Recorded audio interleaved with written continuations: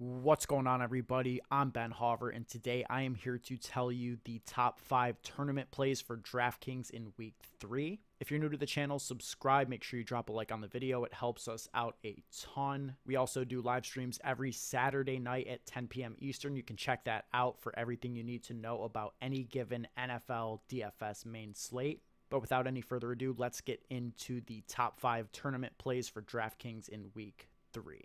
I want to start by talking about the wide receiver position contextually as it relates to this slate. Stefon Diggs is criminally underpriced at 7,700. He's easily going to be the highest owned wide receiver on this slate. Amon-Ra St. Brown, 7.2. He's going to be chalk. Cooper Kupp, bankable 30 points, even at 9,900. He is not going to come in under 15% on DraftKings in any given week. Justin Jefferson also going to get steamed off of the excitement to game stack Minnesota-Detroit, rightfully so. And because of this depth of high upside pay-up wide receivers, it's inevitable that some guys are going to get overlooked. Oftentimes, it's the guys priced in the middle of the more desirable plays, and that's what Ja'Marr Chase is relative to the other top wideouts on this slate. At 8,100, Ja'Marr Chase, one of my favorite tournament plays this week, projecting for sub 2% ownership, if you can believe that, against a Jets pass defense currently ranked 32 out of 32 in terms of DVOA against the pass. The Bengals, it's no secret, have been struggling on offense. Call it Super Bowl hangover, call it whatever you want, but Joe Burrow has been under constant pressure, and the O-line concerns are legitimate. It has only been 2 weeks, but still, it's a good sign for the Bengals that the Jets are currently bottom 8 in pressure rate and sack rate. I did already mention the unimposing nature of their secondary, so this does feel like a get-right spot for Cincy's offense. I'm expecting T. Higgins and Joe Mixon to be what I would call second-tier chalk, where they're not going to be like, the absolute highest-owned plays on the slate, but they should come in decently owned, 10 to 15% each, I would expect for them. And like I mentioned, Chase coming in under 5% is as clear as a direct leverage play as you're ever going to get. My only note here, note of concern, I guess, is that the Bengals are content as a team rushing the ball if they get up in a meaningful way on the scoreboard. So I think that you need the Jets to actually push the Bengals here if Chase is going to have a ceiling game. So for that reason, I'm going to be stacking or bringing back with somebody on the Jets no matter what the situation is. If I'm playing Ja'Marr Chase, Garrett Wilson had the monster game last week, but he got priced up. He's 5,400 now, so he's coming in with a near zero ownership projection. Same thing for Elijah Moore for 400 less. Hasn't shown it yet this season, but we do know the upside is there. So regardless of your preference between the two, I think they're both viable bringbacks to Ja'Marr Chase stuff and Joe Burrow stacks. I do want to be bringing back any of my Bengals stuff with somebody from New York, whether it's Garrett Wilson or Elijah Moore.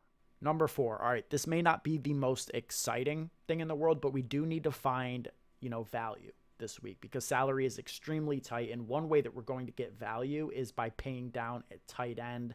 Logan Thomas, 3,500, is going to be my preferred GP pivot off of Irv Smith. Irv is underpriced because he popped off on Monday Night Football, right? DraftKings Week 3 prices were already out, so his 8-target, 14-point fantasy game was not accounted for.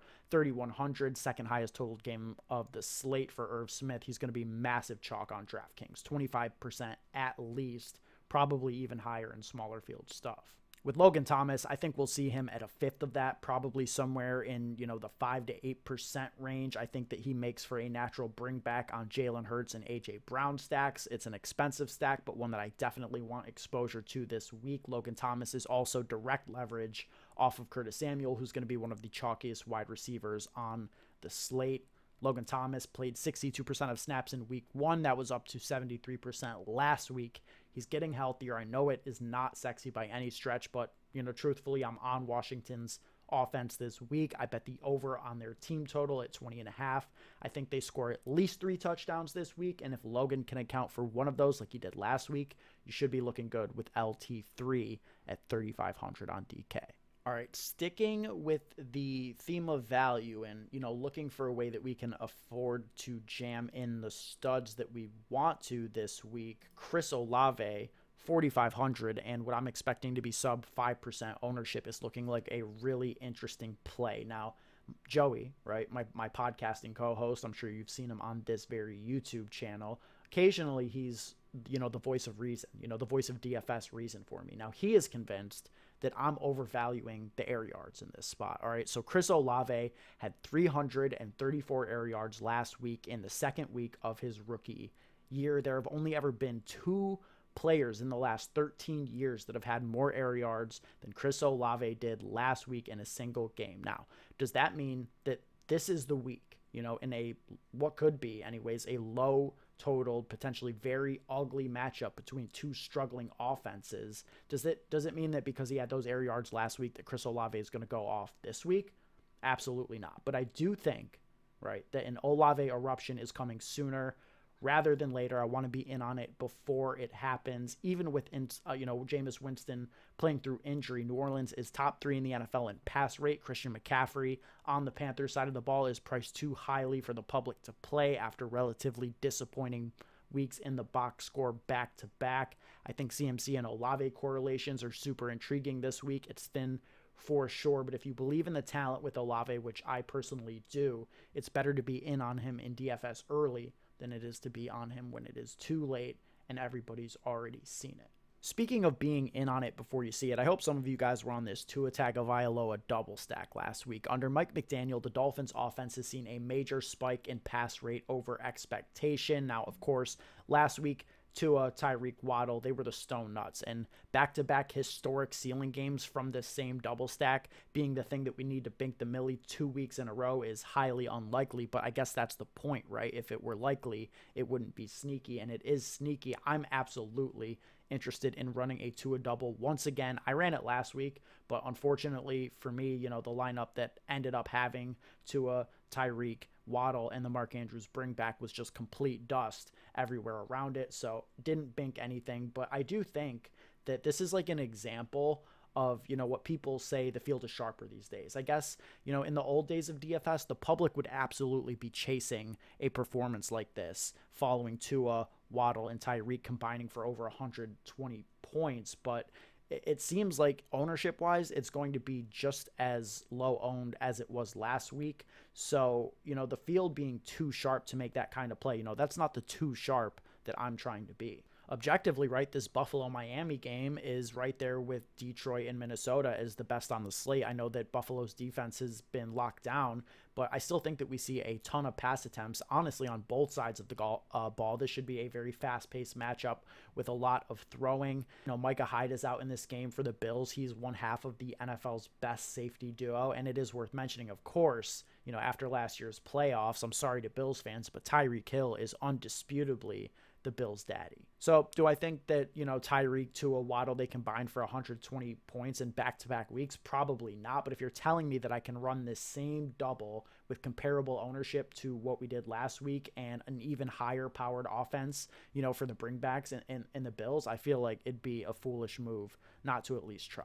All right, so we have talked wide receiver, we've talked tight end, talked quarterback, 2 wide receiver double stacks, but what I have yet to tout in this video is a running back. So for my number 1 GPP tournament winning play of the week on DraftKings, Deandre Swift at 7,200, looking like he's going to be closer to 5% owned than 10% owned.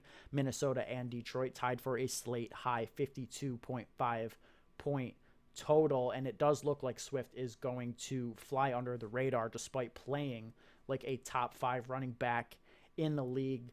He has the pass catching upside that we need on DraftKings for him to get there. The Lions are a high powered offense, 35 points in week 1, 36 points in week 2, and DeAndre Swift is just an electric play waiting to happen. 16.7 DK points on 7 touches last week. Now, obviously with Swift, there is some risk here. We knew last week he was limited with the ankle, came in on a snap count, but we did know that would happen.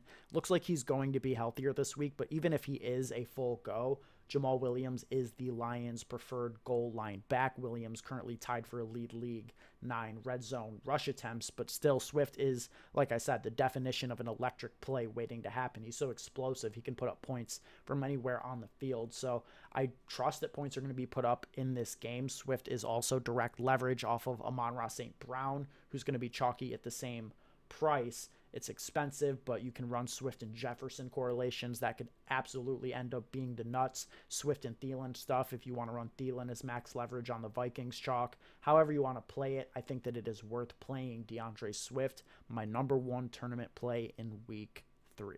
that's going to be it for this video, guys. Appreciate you watching. If you liked what you saw, drop a like. Make sure you were subscribed to the channel. We're almost at 500 subs. It would help us out a ton if you helped us reach that benchmark. And don't forget to tune in to the late night live stream every Saturday of the NFL season, 10 p.m. Eastern, for all of your final needs, getting ready for the week in DFS. Until Saturday, guys, talk to you then.